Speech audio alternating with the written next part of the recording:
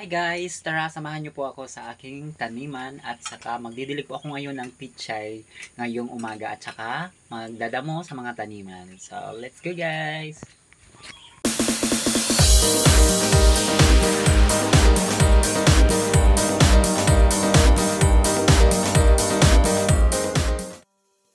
So, ayan po, good morning! Ito na, magdidilig po tayo ng itong aking pichay. So hindi ko pa siya na ilipat, kita-transplant ko po siya dahil para lumaki.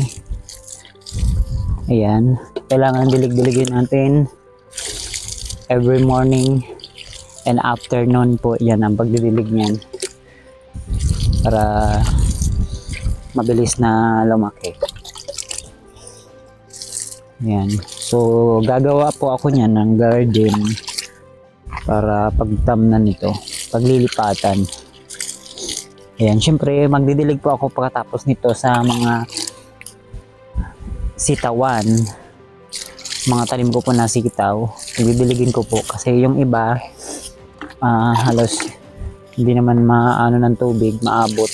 Kaya didiligin ko po para nakakalaki ng maayos. So dito kapag namunga yung sitaw, kapag gumulang, yun din ang tinatanim ko para hindi na bumibili ng seeds. Ayan guys, so next punta tayo po doon sa aking taniman. Didilig po ako doon. Yan, diligin natin to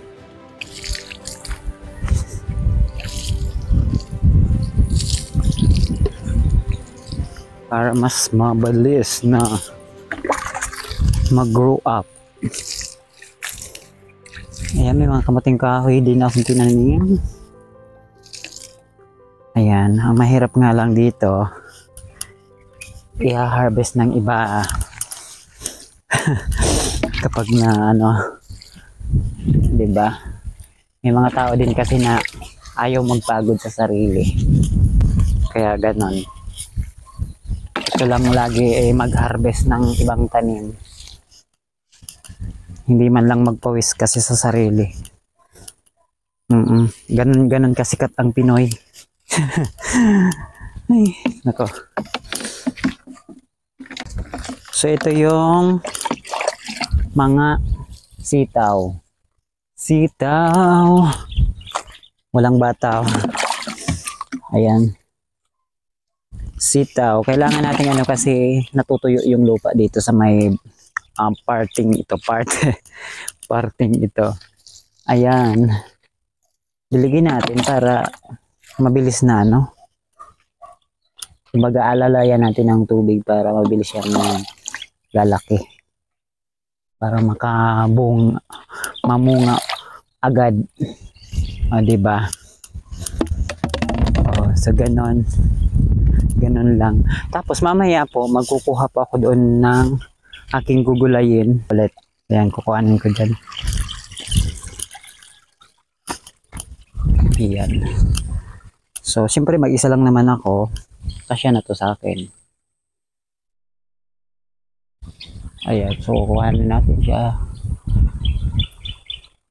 Huwag na tayong maghintay na ma-harvest pa ng iba. Kasi hindi ito na sa paningin ng tao ay parang naaakit sila.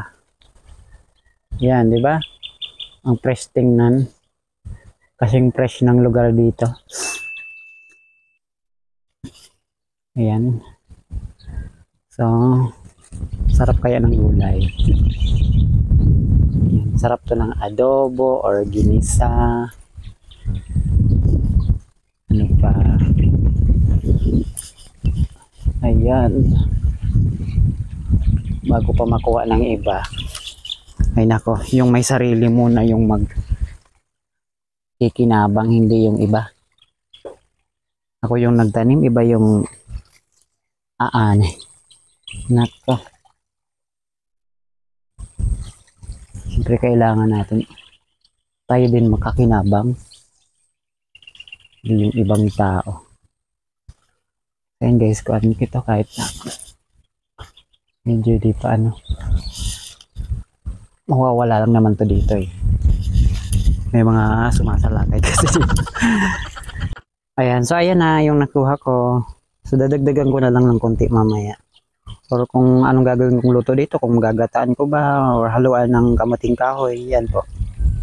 So ayan naman po pala yung singkamas na aking tanim dyan at saka mga kamote. So kailangan po na diligin dahil mainit po yung panahon ngayon. Need nila na diligin talaga dahil maliliit pa. Pero kapag lumaki na, okay lang yun kahit hindi na diligin araw-araw. Dire-diretso na yon. So nag-voice over na lang ako guys kasi nalobat yung aking mic. Nagsasalita pala ako na wala namang boses.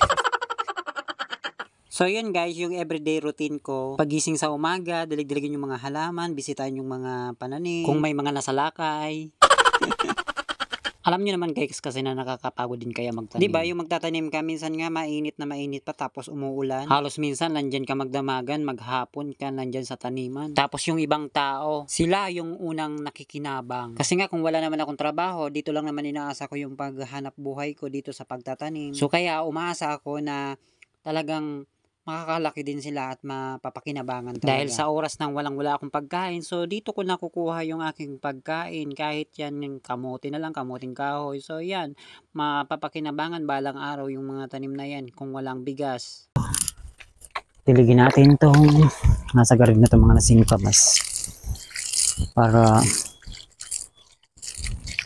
magmukhang fresh. Wala naman pala itong mukha eh.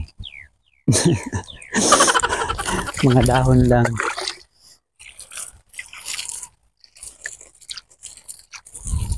Leaves. Ayan. Parang nakakatuwa naman na yung tinanim mo nakikita mong ganito na tumutubo na. Nakakatuwa naman tingnan. Nakakatuwang tingnan. Ayan, so kailangan diligin natin itong mga ano pa dito. Yung ibang pinanim kong bago. Yung tanglad.